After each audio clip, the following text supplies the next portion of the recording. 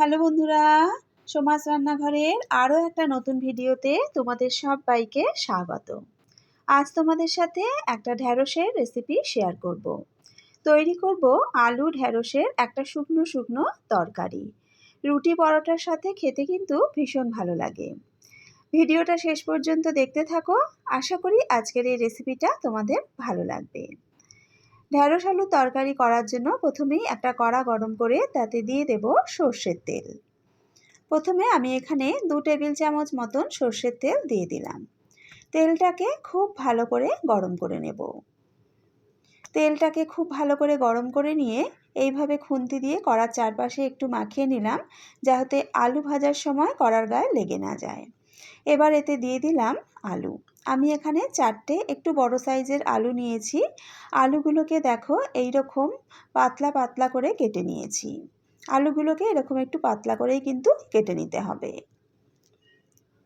আলুগুলো দিয়ে দেওয়ার পর এর মধ্যে দিয়ে দেব হাফ চা চামচ নুন আর দিয়ে দেব হাফ চা চামচ হলুদ গুঁড়ো। এবার নুন হলুদ দিয়ে আলুটাকে কিন্তু ভেজে নেব। আলু ভাজার সময় গ্যাসের ফ্লেমটা মিডিয়ামে রেখে আস্তে আস্তে আলুটা ভাজবো, যাতে আলু ভাজার সাথে সাথে কিন্তু বেশ কিছুটা সেদ্ধও হয়ে যায়। মিডিয়াম ফ্লেমে এইভাবে অনবরত নাড়াচাড়া করতে করতে আলুটাকে লাল করে ভেজে নিয়েছি। আলু কিন্তু এখন অনেকটাই সেদ্ধ হয়ে গেছে। এবার এই ভেজে নেওয়া আলুগুলো তুলে নিলাম। আলুগুলো তুলে নেওয়ার পর কড়াতে আরও 2 টেবিল চামচ মতন সর্ষের তেল দিয়ে দেব। তেলটাকে আবারও ভালো করে গরম করে নিয়েছি। দিয়ে দিলাম 3-4টে শুকনো লঙ্কা আর দিয়ে দেব হাফ চা চামচ পাঁচফোড়ন। শুকনো লঙ্কা আর পাঁচফোড়নটা একটু ভেজে নেব। পাঁচফোড়নের বেশ সুন্দর একটা গন্ধ বেরিয়েছে। এবার এতে দিয়ে দেব পেঁয়াজ কুচি। 2টো মাঝারি সাইজের পেঁয়াজকে একটু পাতলা করে কুচিয়ে নিয়েছি। পেঁয়াজটাকে লাল করে ভেজে নেব।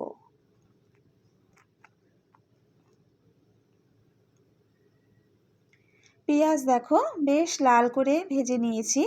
এবার এতে দিয়ে দেব 1 চামচ গ্রেট করা আদা রসুন। আমি এখানে আদা রসুনটা গ্রেট করে নিয়েছি।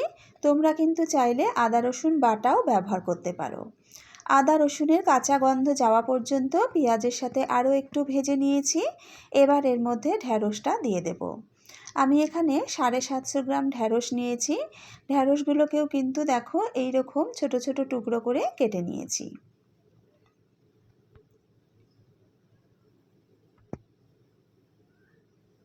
পেঁয়াজের সাথে ঢ্যাঁড়স ভালো করে মিশিয়ে নেব।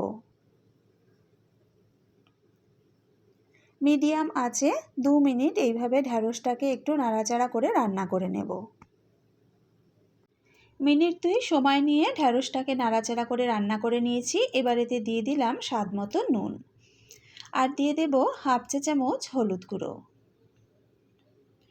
1 চা চামচ দিয়ে দেব কাশ্মীরি লঙ্কার গুঁড়ো। আবারও একবার ভালো করে সব কিছু মিশিয়ে নেব।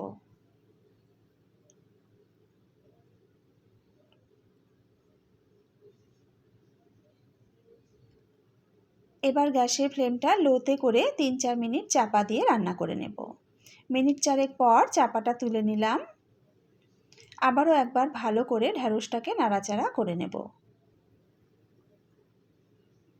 ঢ্যাঁড়সটা কিন্তু আগের থেকে বেশ খানিকটা নরম হয়েছে। এবার ভেজে রাখা আলুগুলো দিয়ে দেব।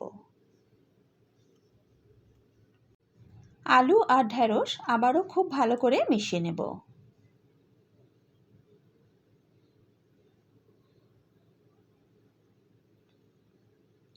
আলু আর ঢ্যাঁড়স কিন্তু খুব ভালো করে মিশিয়ে নিয়েছি। এবার এতে দিয়ে দেব একটা মশলা। আমি এখানে দিয়ে দিলাম 2 চামচ মতন ম্যাগি মশলা। এই ম্যাগি মশলা দিলেই কিন্তু এই তরকারির স্বাদ একদম বদলে যাবে। খেতে কিন্তু ভীষণ ভালো লাগে। তোমরা এই ম্যাগি মশলাটা এরকম তরকারিতে একবার ব্যবহার করে দেখো, খেতে কিন্তু খুব ভালো লাগে। ম্যাগি মশলাটা দিয়ে আবারও একবার খুব ভালো করে মিশিয়ে নিলাম। এবার গ্যাসের ফ্লেমটাকে লোতে করে দেব। লো আঁচে চাপা দিয়ে 5 মিনিট রান্না করে নেব। এই রান্নাটাতে কিন্তু কোনো রকম জলের ব্যবহার হবে না। সবজিতে নুন দেওয়ার ফলে যে জলটা বেরোবে সেই জলেই কিন্তু আলু আর ঢ্যাঁড়স সেদ্ধ হয়ে যাবে। 5 মিনিট রান্না করে নেওয়ার পর চাপাটা তুলে নিলাম। আবারও একবার খুব ভালো করে ঢ্যাঁড়স আলু নাড়াচাড়া করে মিশিয়ে নেব। এই সময় দেখে নেব আলুটা সেদ্ধ হয়েছে কিনা। দেখো আলু কিন্তু খুব ভালো মতন সেদ্ধ হয়ে গেছে।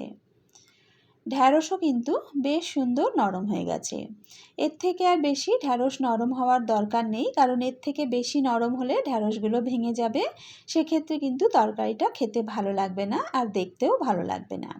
আমাদের ঢ্যাঁড়স আলু তরকারি কিন্তু একদম শেষের পথে। নামানোর আগে এতে দিয়ে দিলাম কিছু চেরা কাঁচা লঙ্কা আর দিয়ে দেব ধনেপাতা কুচি।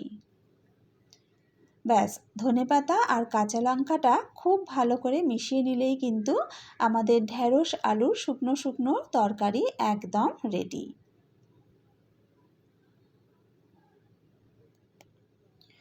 এবার নামিয়ে গরম গরম সার্ভ করে নেব।